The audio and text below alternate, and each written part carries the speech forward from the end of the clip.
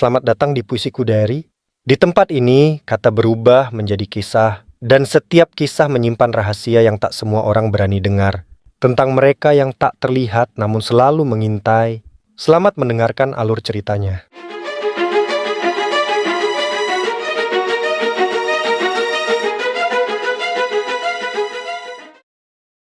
Pernah nggak sih, kamu ngerasa ada sesuatu di rumah, padahal kamu yakin lagi sendirian? Atau kamu pernah dengar suara dari atas plafon, padahal rumahmu nggak punya siapa-siapa di atas? Cerita ini bukan sekadar horor biasa, karena kejadian ini benar-benar dialami oleh seseorang. Dan yang paling menyeramkan, semua teror itu berawal dari satu rumah warisan. Rumah yang seharusnya jadi tempat tinggal, justru berubah jadi tempat yang nggak pernah benar-benar kosong. Kita mulai ceritanya. Hujan turun cukup deras malam itu. Jalanan licin, lampu jalan redup, dan suasana terasa lebih dingin dari biasanya. Mobil yang dikendarai Dimas akhirnya berhenti di depan sebuah rumah tua. Rara yang duduk di sampingnya hanya diam sejak tadi. Matanya menatap lurus ke depan. Rumah itu berdiri besar, tapi terlihat seperti sudah lama ditinggalkan, cat dindingnya kusam. Beberapa bagian bahkan sudah mengelupas. Halamannya dipenuhi rumput liar yang tinggi. Ini rumahnya? Tanya Rara pelan. Dimas mengangguk. Iya, rumah peninggalan kakek. Rara nggak langsung turun. Entah kenapa, dari dalam mobil saja dia sudah merasa tidak nyaman, seperti ada yang memperhatikan. Bukan dari satu arah, tapi dari banyak sisi. Malam pertama, mereka akhirnya masuk. Pintu rumah itu berderit cukup keras saat dibuka. Krik, udara di dalam terasa pengap, seperti ruangan yang tidak pernah dibuka selama bertahun-tahun. Debu terlihat di mana-mana, bau apek langsung menusuk hidung. Dimas mencoba menyalakan lampu. Beberapa lampu menyala, tapi redup. Seolah listrik di rumah itu juga sudah lelah. Besok kita bersihin ya, kata Dimas. Rara hanya mengangguk pelan. Malam itu mereka memilih tidur di ruang tengah karena kamar masih terlalu kotor. Jam menunjukkan sekitar pukul 11 malam. Hujan masih turun di luar. Dan suasana benar-benar sepi, terlalu sepi. Suara pertama sekitar tengah malam, Rara terbangun. Bukan karena mimpi, tapi karena suara tok. Ia membuka mata, sunyi. Ia pikir mungkin hanya suara hujan, tapi beberapa detik kemudian, tok, tok, kali ini lebih jelas. Rara langsung duduk, matanya melihat ke atas. Plafon, suara itu berasal dari atas. Mas, Rara membangunkan Dimas. Ada suara. Dimas yang masih setengah tidur mengernyit. Suara apa? Belum sempat Rara menjawab, gesik, suara seperti sesuatu diseret pelan tapi jelas. Dimas langsung bangun. Kali ini dia juga mendengarnya. Mereka saling berpandangan. Di atas, bisik Rara. Dimas mencoba berpikir logis. Mungkin tikus. Tapi dalam hatinya dia sendiri tidak yakin. Loteng yang terlupakan. Rumah itu punya loteng kecil. Letaknya tepat di atas ruang tengah. Tangga menuju ke sana sudah tua. Kayunya terlihat rapuh. Dimas mengambil senter. Aku cek sebentar ya, katanya. Rara langsung memegang tangannya. Jangan, besok aja. Tapi Dimas tetap naik. Tangga itu berbunyi setiap diinjak. Krek, krek. Setiap langkah terasa berat. Semakin dekat ke pintu loteng, bau aneh mulai tercium. Bukan bau debu, bukan bau kayu, tapi bau anyir. Seperti sesuatu yang sudah lama membusuk. Dimas berhenti sejenak, menarik napas dalam, lalu membuka pintu loteng. Di dalam loteng gelap. Senter menjadi satu-satunya sumber cahaya. Debu beterbangan, barang-barang lama berserakan. Tidak ada apa-apa yang terlihat mencurigakan. Cuma barang lama, gumam Dimas. Tapi saat dia melangkah masuk, kakinya seperti menginjak sesuatu. Lantai terasa sedikit lengket. Dimas menyorotkan senter ke bawah. Ada bekas seperti noda gelap, sudah kering, tapi bentuknya tidak beraturan. Seperti sesuatu yang pernah mengalir. Dimas mulai merasa tidak nyaman. Ia hendak berbalik, tapi tiba-tiba, tok! Sesuatu jatuh di belakangnya. Dimas langsung menoleh. Senter diarahkan ke sumber suara, dan di sana dia melihat sesuatu yang membuat tubuhnya kaku. Seperti benda bulat yang baru saja menggelinding. Sekilas penampakan, Dimas mendekat perlahan. Jantungnya berdetak lebih cepat. Senter diarahkan ke benda itu, dan dalam 1 detik dia melihatnya. Wajah itu bukan benda, itu Kepala manusia, matanya terbuka, mulutnya sedikit tersenyum, dan yang paling mengerikan, kepala itu seperti menatap balik ke arah Dimas. Dimas langsung mundur, senter jatuh, cahaya bergoyang. Saat dia mencoba mengambilnya lagi, benda itu sudah tidak ada, hilang, seolah tidak pernah ada di sana. Turun dengan panik. Dimas langsung turun, napasnya tidak teratur, wajahnya pucat. Rara langsung berdiri. Ada apa? Dimas diam beberapa detik. Di atas, kayaknya ada sesuatu. Apa? Dimas tidak menjawab, karena dia sendiri tidak yakin dengan apa yang baru saja dia lihat. Teror mulai menyentuh Rara. Malam itu mereka tidak bisa tidur. Rara mencoba menenangkan diri di kamar mandi. Ia berdiri di depan cermin, menatap wajahnya sendiri. Air keran menetes pelan, suasana sunyi. Tiba-tiba, Rara merasa ada yang aneh. Pantulan di cermin terasa sedikit berbeda, seperti ada bayangan lain di belakangnya. Rara perlahan menoleh. Tidak ada siapa-siapa. Ia kembali melihat cermin, dan kali ini ia melihat dengan jelas. Di belakangnya ada sesuatu, bukan tubuh, hanya kepala, mengambang. Jeritan pertama, Rara langsung menjerit. Dimas berlari menghampiri. Ada apa? Rara gemetar. Di cermin ada. Dimas melihat ke cermin. Kosong, tidak ada apa-apa. Tapi Rara tidak mungkin berbohong. Air matanya jatuh, tubuhnya gemetar hebat. Malam yang tidak pernah sama lagi. Sejak malam itu, semuanya berubah. Rumah itu tidak lagi terasa seperti rumah, tapi seperti tempat yang menyimpan sesuatu. Suara dari atas masih terdengar, kadang pelan, kadang keras, kadang seperti langkah, kadang seperti sesuatu yang diseret. Rara mulai sulit tidur. Setiap kali memejamkan mata, ia melihat kepala itu lagi. Dimas mencoba tetap tenang, tapi dalam hatinya dia tahu satu hal. Apa yang mereka hadapi bukan sekadar gangguan biasa. Malam semakin larut, hujan akhirnya berhenti, tapi suasana tetap dingin, sunyi, mencekam.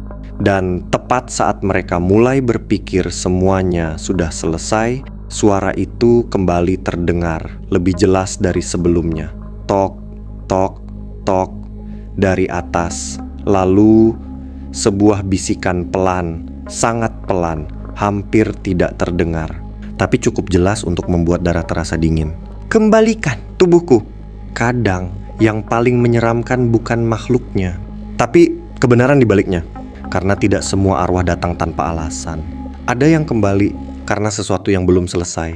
Dan di rumah itu, Dimas dan Rara mulai sadar teror yang mereka alami bukan kebetulan, tapi undangan. Pagi yang terasa berat, pagi akhirnya datang. Cahaya matahari masuk dari jendela, tapi tidak benar-benar membuat rumah itu terasa hangat. Rara duduk diam di ruang tengah, matanya kosong.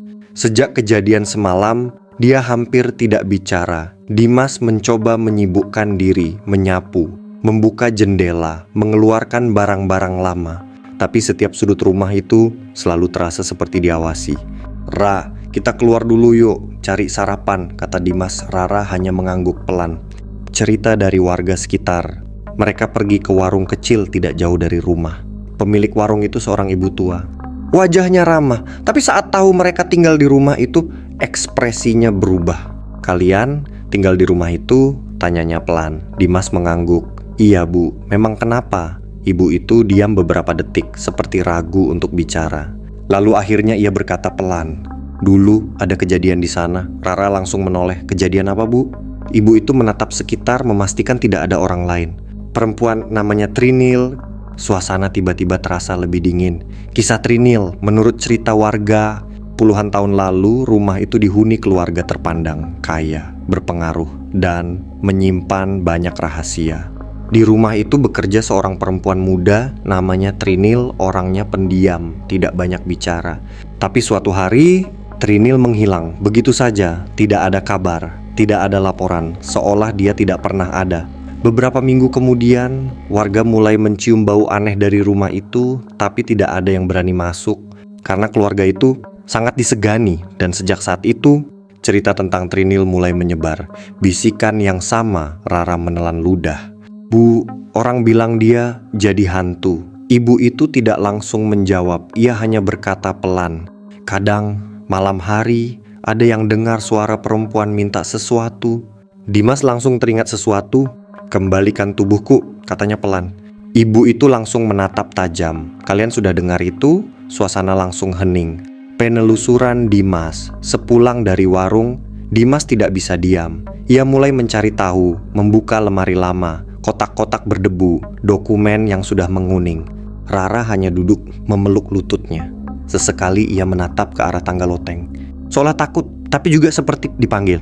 Sementara itu, Dimas menemukan sesuatu. Sebuah buku tua, sampulnya sudah rusak, tapi masih bisa dibaca. Rahasia dalam buku harian.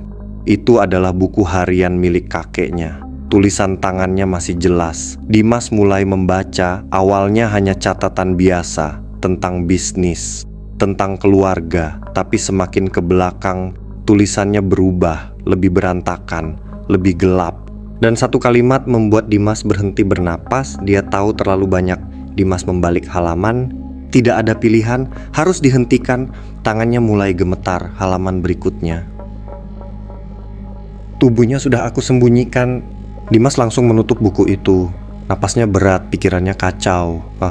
Kenyataan yang menakutkan. Semua mulai masuk akal. Trinil bukan sekadar cerita. Dia korban, dan yang lebih mengerikan, keluarga Dimas terlibat. Suara Dimas pelan. Rara tidak menjawab. Ia masih menatap tangga. Kamu dengar aku? Perlahan Rara menoleh, tapi tatapannya berbeda, kosong. Perubahan pada Rara. Sejak siang itu, Rara mulai berubah. Ia sering diam, tidak merespon saat dipanggil, dan kadang berbicara sendiri. Pelan, seperti berbisik. Dimas mendekat. Kamu ngomong sama siapa? Rara menoleh pelan. Sama dia. Dimas merinding. Siapa? Rara tersenyum tipis. Yang di atas. Teror semakin nyata. Malam kedua datang. Dan kali ini teror tidak menunggu lama. Lampu mulai berkedip. Udara terasa lebih dingin. Dan suara itu kembali gesik. Tok, tok. Lebih keras dari sebelumnya. Seolah sesuatu di atas mulai gelisah. Rara berdiri perlahan, tanpa bicara. Ia berjalan ke arah tangga. Mau kemana? Tidak ada jawaban. Langkahnya pelan, tapi pasti. Menuju loteng. Dimas langsung mengejar. Rara berhenti, tapi Rara tetap berjalan. Sampai di depan tangga, ia mulai naik. 1, 2, 3 langkah. Tangga berbunyi keras, krek, krek. Dimas menarik tangannya, tapi Rara menoleh, tatapannya kosong. Dan dengan suara yang bukan miliknya, ia berkata dia menunggu di depan pintu loteng. Pintu loteng terbuka sedikit, padahal sebelumnya sudah ditutup rapat. Dari dalam tercium bau yang sama, lebih kuat, lebih menusuk. Rara mengangkat tangannya dan mendorong pintu itu. Krik, gelap, sunyi, tapi terasa penuh. Penampakan yang lebih jelas. Senter Dimas menyala, cahaya menyapu ruangan, dan di sana, kali ini tidak samar, tidak sekilas, tapi jelas. Sebuah kepala melayang, rambutnya panjang. Matanya menatap lurus ke arah mereka, mulutnya terbuka perlahan. Dan suara itu terdengar lebih nyata, lebih dekat, lebih dingin. Kembalikan tubuhku. Rara mulai dirasuki. Rara tiba-tiba jatuh berlutut, tubuhnya gemetar. Tangannya mencengkeram lantai. Dimas panik, tapi Rara tertawa pelan. Suara itu bukan suara Rara, lebih berat, lebih dingin. Dia harus membayar. Dimas mundur. Jantungnya berdetak sangat kencang. Siapa? Rara perlahan menoleh, menatap Dimas dan berkata, keturunan mereka.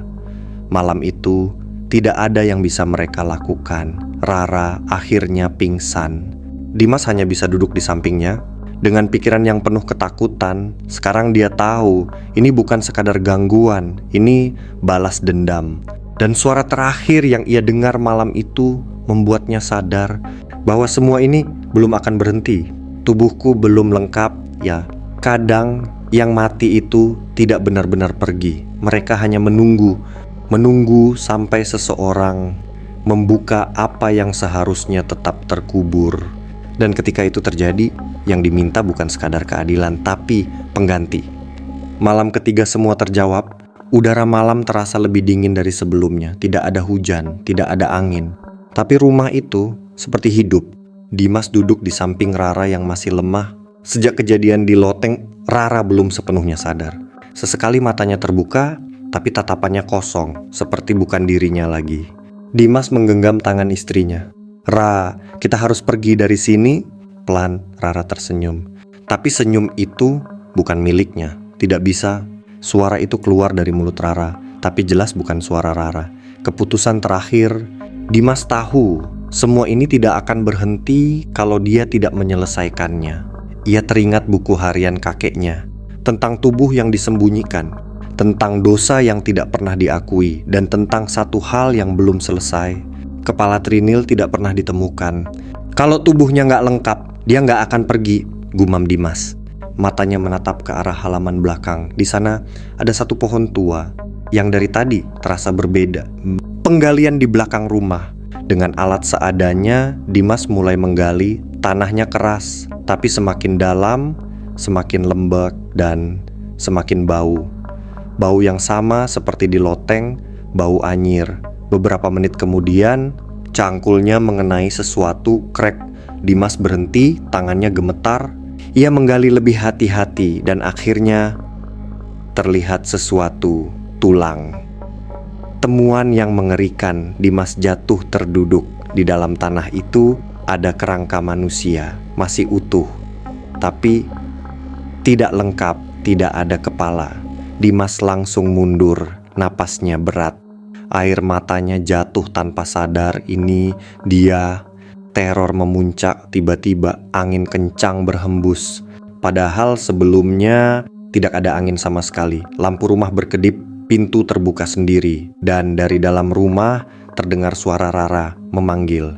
Pelan tapi jelas, "Mas." Dimas langsung berlari masuk. Rara yang bukan Rara. Rara berdiri di tengah ruang, rambutnya berantakan, matanya hitam. Tubuhnya diam tapi terasa berat, seperti ada sesuatu yang menguasainya. "Ra, aku sudah temukan tubuhnya." Rara tersenyum. Perlahan, kepalanya miring, tidak wajar. Tubuh sudah ada. Suara itu keluar lagi, dingin, tapi belum lengkap. Dimas menelan ludah. "Apalagi yang kamu mau?" Rara mendekat, langkahnya pelan. Tapi setiap langkah terasa seperti menghantam dada Dimas. Permintaan yang sebenarnya. Rara berhenti tepat di depan Dimas, menatapnya dalam kosong lalu berkata, "Ganti." Dimas membeku. "Ganti apa?" Rara mengangkat tangannya dan menyentuh wajah Dimas. Tubuh untuk tubuh. Detik itu Dimas mengerti. Ini bukan soal mengembalikan tubuh, ini soal menggantikan. Pilihan yang tidak ada. Dimas mundur, pikirannya kacau. Kalau dia tidak melakukan apa-apa, Rara akan hilang. Kalau dia melawan, dia mungkin tidak akan selamat. Dan suara itu kembali terdengar. Kali ini bukan dari Rara, tapi dari seluruh rumah. Harus ada yang menggantikan. Detik terakhir, Dimas menatap Rara, wanita yang ia cintai, yang sekarang hampir hilang. Ia menarik napas dalam, air matanya jatuh. Kalau ini satu-satunya cara. Rara diam, menatapnya. Dimas melangkah maju. "Ambil aku, tapi lepaskan dia." Untuk sesaat, rumah itu sunyi. Lalu Rara tersenyum. Keheningan setelahnya, pagi hari datang. Cahaya matahari masuk perlahan, rumah itu kembali sunyi. Tetangga yang lewat melihat pintu terbuka dan mereka menemukan Rara duduk sendirian di ruang tengah linglung, tidak ingat apa-apa. "Suami saya di mana?" Tidak ada yang tahu. Sesuatu yang tertinggal di dalam rumah itu. Tidak ada tanda-tanda perkelahian, tidak ada darah, tidak ada jejak. Tapi di dekat jendela ada sesuatu yang membuat warga merinding. Sebuah bayangan, seorang perempuan berdiri diam dengan tubuh utuh. Penampakan terakhir. Sejak saat itu, beberapa warga mulai melihat sosok wanita berjalan di sekitar rumah. Cantik, tenang, seperti orang biasa. Tapi ada yang aneh. Kalau diperhatikan lebih lama, kepalanya kadang bergerak sendiri, sedikit miring, sedikit tidak wajar. Dan saat malam tiba, kadang terdengar suara pelan, sangat pelan, masih kurang. Jadi Kalau suatu hari kamu melewati rumah tua dan kamu merasa ada yang memperhatikan, atau kamu mendengar suara dari atas plafon, jangan langsung kamu abaikan. Karena bisa jadi itu bukan sekadar suara, tapi seseorang yang sedang mencari bagian tubuhnya yang hilang. Dan yang paling menyeramkan, dia tidak hanya ingin menemukan miliknya kembali, tapi mengambil milik orang lain. Jika kalian suka dengan video seperti ini, jangan lupa like, comment, share, dan subscribe untuk update video-video terbaru lainnya. Terima kasih.